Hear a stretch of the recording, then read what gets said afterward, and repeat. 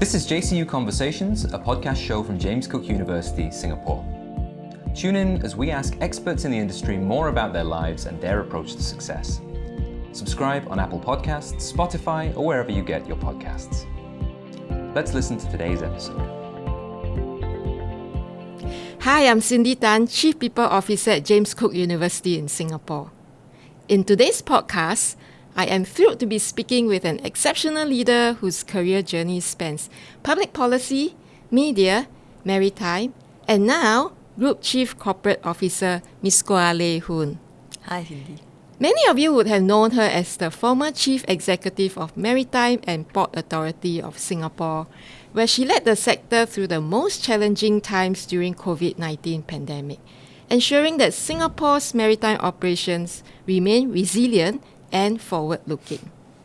Currently, the Group Chief Corporate Officer at CapitaLand Investment, she brings together her rich leadership experience to drive organisational changes, innovation, and long-term value creation across the businesses. Beyond her impressive resume, Ley Hoon is constantly redefining what it means to lead across sectors, to serve with purpose, and to think boldly about the future. She studied in France for her undergraduate studies and holds an MBA with IMD in Switzerland. She was also conferred the prestigious Knight of the French Order of the Legion of Honor. Today, we go beyond the titles to hear her stories, her lessons, and the moments that shape her path. Ley Hoon, welcome to this podcast. Hi, Cindy. Thanks so much for inviting me to the JCU Conversations. Thank you. To start off, tell us a little bit about yourself and what you do. About myself, but thanks so much for the very nice introduction about myself. I would say maybe first and foremost, I'm a daughter to my mother. I'm a mother of 3 kids, and I've a wife to my husband of more than 20 years. Career-wise, I've done a whole spectrum from both public and private sector, and right now I'm in CapitaLand. CapitaLand used to be sort of a real estate developer, but now we are a global real asset management company. So we are going into fund, investment, asset management, and portfolio management. So the switch from public to private has indeed been quite an enlightening journey for me in terms of adapting the skills and experience that I've done in the past. So that's roughly about me. Weekends, I like to bring my dogs for a walk, 2 hours in the morning to hit 10,000 clicks every morning so that I can hit my quota for the day. Wow, you are one very busy person. Maybe you want to tell us, about something about yourself that most people don't know about. I mean, besides, of course, what you have just shared, especially on the career side. Yeah, so maybe 2 parts. I would say on the personal front, I used to love mountain trekking. So when I was in Hwa Chong Junior College, I used to be in this what we call Gunung Tahan. So during that 2 years, we would try to hike Mount Ophir, and we trained to go to Gunung Tahan mountain trekking team. Apart from that, I've done Kilimanjaro, beautiful, Kinabalu as well. So now I basically, in terms of the strength, instead of walking, I now love skiing. So with my family, we often go skiing during the annual holidays. On the professional front, I would say maybe what you mentioned earlier, I've got a Legion d'Honneur. One could be because I've studied in France before, so I speak French. I'm quite plugged into the French community. But perhaps another aspect is really about during COVID itself, when I was in MPA, it was a very challenging times, not just for Singaporeans per se, because we are stuck on the island, but also in terms of the crew that were on board on the ships. So during this very difficult period, how do you keep the goods flowing, the supply chain going? How do we safeguard the welfare of our seafarers? So a lot of work was being done there to strike a very good balance versus having ships coming into our port, having the seafarers being taken care of. For example, if they are sick and they have a COVID, what do we do? So we've put in protocol in place. We managed to rescue and save a couple who were in critical condition then. So I think it probably as to why I've gotten the Legion d'Honneur from the French government. Yeah. Wow, that's how you got it. Okay, interesting. You've been in maritime. You were heading the maritime sector. And from my understanding, maritime tends to be very male oriented and dominated. So how do you manage all the men in that sector? You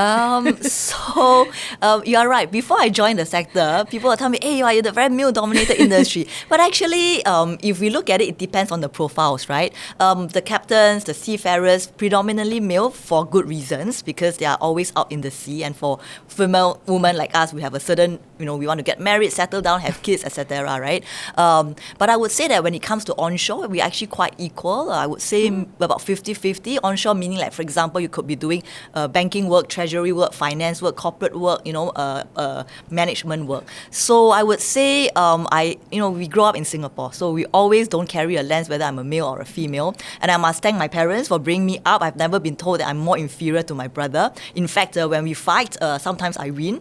So You mean physical? No, I mean physical, mental, play games and all this, right? So I would say, once you go into the sector, wherever you are, not just maritime, basically don't wear the lens of whether you're male or female. It already depends on your merit and the meritocracy of how you impart and share the skills and the experiences you have, make decisions, move forward in terms of crisis. So I would say that probably is much more important in a professional life versus the gender. Because if you can say gender, then there's also other colors you can put in the lens. That's true. So I would say just be professional and factual, and trust yourself, believe in yourself. Wow, that's a lot of insight, and I'm really glad that you shared this. The other thing, related to this, right? We always talk about values, what would be one value that you, in your leadership journey, that you felt like you were tested on? Yeah, so values would be, a set of, I guess, principles that you hold to yourself along your journey. And I would say, perhaps because when I was young, I actually went through, I'm not sure if you remember, I went through Confucian study. There's a period where you can take Bible study, Confucian study, even though Confucian ethic is not a religious study, but it's like a sort of a philosophy and a conduct of life. There's this phrase that really stuck by me, which is 己所不欲勿施于人, meaning that you do not impose on others what you don't want others to do to yourself. Okay. So I've been holding that value quite strongly, and I would say that we treat people with respect. What I really don't want people to do it to me, I will always ensure that I don't do the same thing back. At the same time, I would say that in leadership journey, it's actually a lot about authenticity. First, during crisis, you must make decisions.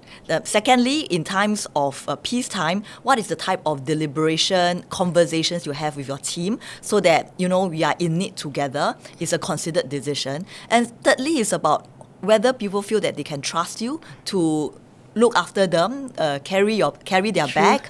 In meetings, do you hold what you believe in and what you say? So I would say authenticity for me is very important in my leadership journey, and at the same time, it's important as well to help rally the team behind you. Wow, that's a lot to learn from you. So maybe something about, maybe you want to tell the audience something about, what was something that you thought was important in your early leadership journey that now no longer holds true? Because you have a long journey, I've never thought about that because, there's the other philosophy I have in life, which is to live as if there's no tomorrow. So I've always told myself I learn, I adapt and improve along the way. And actually circumstances and situation changes. If there is one, I would say when I was young, when I first started out, you are always very crazy, you are very curious, you have tons of ideas, you're like a sponge absorbing a lot of things. But at some point, it's not just about absorption, it's about maybe sometimes taking a step back, consider the various factors, balance, weigh off the trade-off. And I would say at a certain point in your career or in our lives, that we start making trade-offs. And when you make trade-offs, it's always good to take a step back, reflect a little bit more.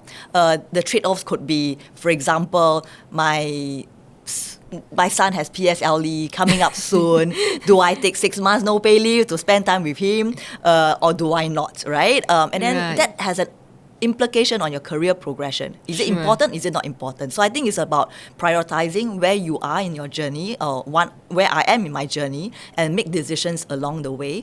At the same time, I would say in work itself, circumstances change. So for example, in CapitaLand, right, we are changing very fast because we want to move towards a global real asset manager. And with that, we need to change mindset. We no longer is a landlord. We are now going out, being a steward of capital, asking capital, our investors to invest their money in us. So it requires certain shift in mindset. How do you move the organization together in that? So I would say, so it's really about being agile as well along the way, and understand the situation and put all these factors together and move forward. Yeah. So I'm curious, right? And also because I'm from HR, you have led sectors, different sectors and all that, and currently with CapitaLand, with all the transformation that's going through, how do you build and sustain an organization culture? It is not easy, but we always start with the value system, just as the question you asked me earlier. So what is the value of CapitaLand? We actually, after I joined CapitaLand about 3 years, one of the first initiative we took was to review, as we move or we want to become the global real asset manager, what are some of the value system? Is our mission, our purpose, our vision still in line? So we did a whole exercise, and like what you mentioned, to bring the whole organization together, it's not a top-down exercise. We did go through, we got the various leaders to curate what should be our vision moving forward. We want to be the preferred global real asset manager, making positive impact. Every single word is well curated, discussed.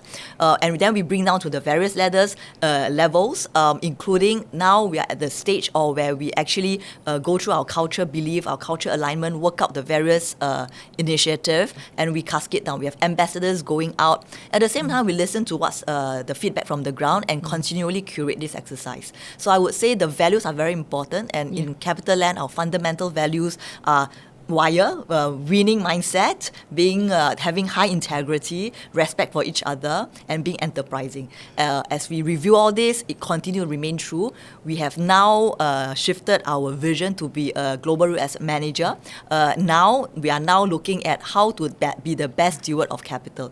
So it's a lot of curation, a lot of discussion, because you need to bring the various levels together, and of course you need the leaders to walk the talk, and you need the various levels to also being able to emulate, and they themselves being the ambassador of the values of the vision that we advocate.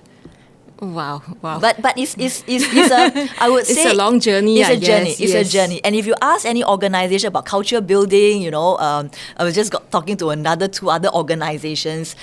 Some is a 3-year exercise, some is a 2-year exercise, midterm review, and another 2 more years exercise. One would say that after 5-6 years, you are still continually reviewing it. I recall I was in a HR forum, right? And we were talking about change, people being very fatigued. There's so much changes going around in the world.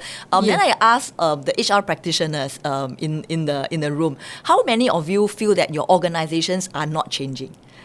And how many of you are supportive of it? So in the group, among maybe 25 of us, only 2 didn't raise hands. And the 2 didn't raise hands is valid because in a way they're smaller companies, so sometimes you cannot be the leader, and therefore you have to go with the flow and you respond accordingly to what your clients want. But generally, most organizations, if you want to continue to stay your top 5, top 10 in the world, you need to continually to reinvent yourself. And if you look at what's happening in the global situation, global geopolitics is changing like every day, there is news coming from different parts of the world, and it changes, not just in the US, but in China, in Southeast Asia, and we are so plugged into this world. And Singapore is so global and international. We are so dependent on external factors. Macroeconomy is changing. Social fabric is changing. I mean, those of us who have children, you look at next generation, the way they treat certain issues is completely different. The way they consume information is different from us. Everything is digital, everything is fast, everything is touch screen. So I would say that indeed it is very important for us to continue to adapt to the various changes that's coming in, and not be scared of it, not be fearful of it. Right. And like I like what you say about, culture is a journey. 3 years, 2 years. I thought 2 years was a bit short, but and I think that for culture, sometimes every small little things counts, right? So maybe you can tell us, in your journey, right, of building culture, what is one small thing that you do and it actually affects, and the impact is big? Yeah. So two things. I actually went through a transformation in maybe I just share across. In Channel News Asia, where I was, we were primarily broadcasting then, but we knew that the headwind is that we need to continue to shift towards digital, right? So what was the culture shift? What was the changes that we have to adapt? The type of lines that you write, how do you do a 30 minutes program, and what does it mean to a 5 minutes or 2 minute snippets? So for that, on the culture wise, it's really sometimes about adapting our talent with the skill sets, because sometimes those of us in journalism, instead of a 30-minute program and you do a 5-minute clip, it's a totally different skills. So they have to adapt to the skills and understand what the reader or the audience want. In MPA itself, we were going through quite a fair bit of changes, because it's a bit government, it's a bit more macro. So there is digitalization, decarbonization, disruption that's going on. How do we continue to bring our team together, understand the type of challenges we face, and at the same time, first, how do you at the various levels, including the leaders, walking the talk, cascading down the messages and the information? Yep. And I would say in MPA, what we did was very interesting in that we formed a lot of amoeba team, cross-functional teams, asked the young people, the various cross-division people at different levels to maybe surface any challenges or issues, and then they curate the team themselves. And we don't want just ideas; we want them to implement the idea. So that it was an empowering exercise. In CapitaLand itself, we are also constantly looking at teams. So, for example, we just recently had a meeting and we asked teams to come up with suggestions on how to improve productivity. And many of them came up with Gen AI solutions. Right.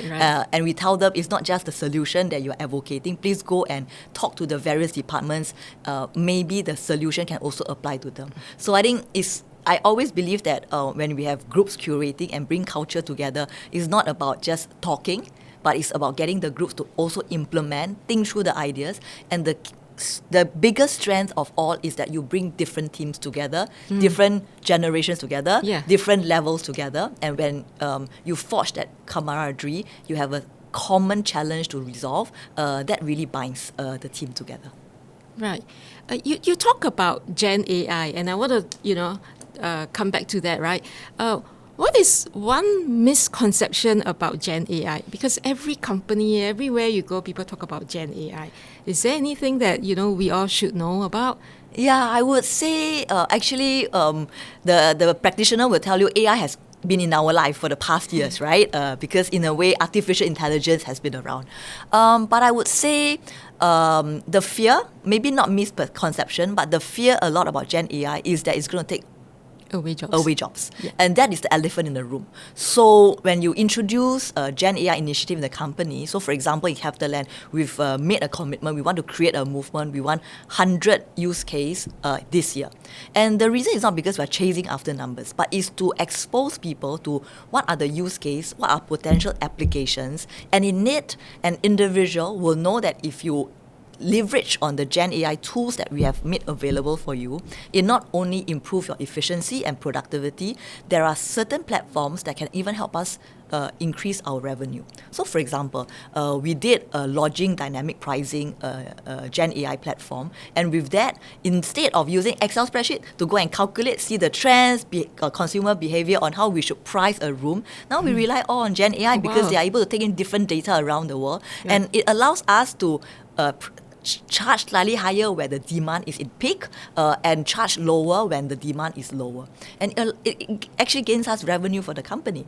The other initiative we've put in place really is internal efficiency tool, which we call the Genie AI. In the past, for any policy issue, HR issue, you have to call your HR practitioner, and your HR partner then got to ask the different business unit or go through the policy, is there any update? So now we put everything in the internal what we call the Chat GPT, which is firewalled, and the answers come out straight away. So you can save a lot of man hours on that. So I would say, if you ask me what is the one misconception, coming a long answer to your point, is that maybe misconception is that I will really lose my job. I would say that you will really lose your job if you don't adopt and adapt and learn along the way, because it just means that you will become more inefficient than another person.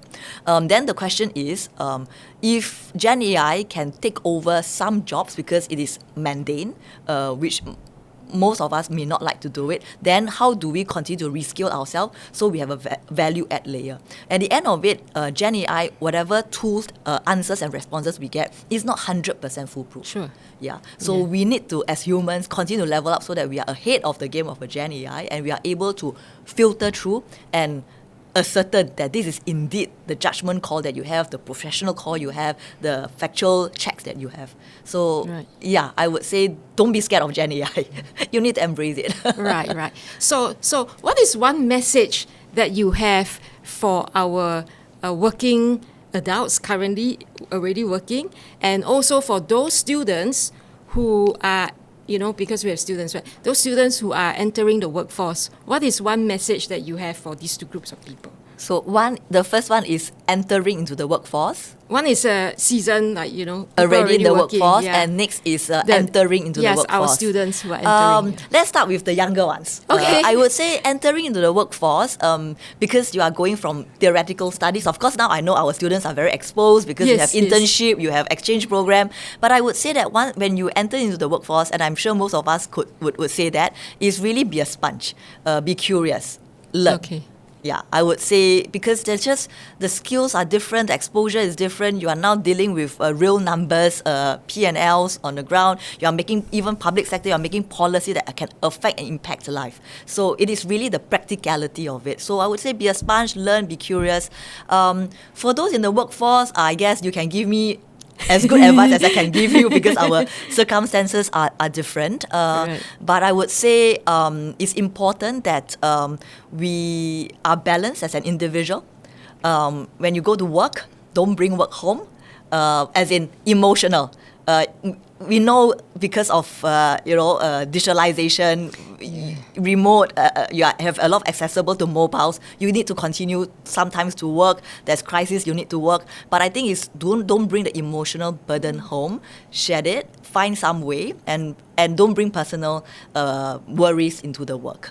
It's not easy. It's not easy. For working mothers, it's not easy. There's a lot of guilt factor. I would say working fathers. Let's not discriminate. Everybody, right? You don't discriminate. Even those who are single, you may have caregiving responsibilities. For sure. So it's not easy, but I would say that for our own sanity, you really need to go to work and be clear, crystal focused in the work, and make sure you deliver what is expected of you, or deliver beyond expectation. But when you go home, if you bring burden home we all know the emotional cascading is not positive. So at the end of it, find ways to to really release yourself of negative thoughts, so that when you go home, you are happy with your family. Wow. This has been such an insightful conversation with you, and Ley Hoon, thank you very much for coming here for this podcast. And just one last question: where can our audience find you online? I am online on LinkedIn, although I don't post as much now, because in the past, as MPA, is all about sending about sort of informing what we are doing. But yes, I'm on Facebook for my friends. I'm on LinkedIn as well, and on podcasts like James Cook. Thank you.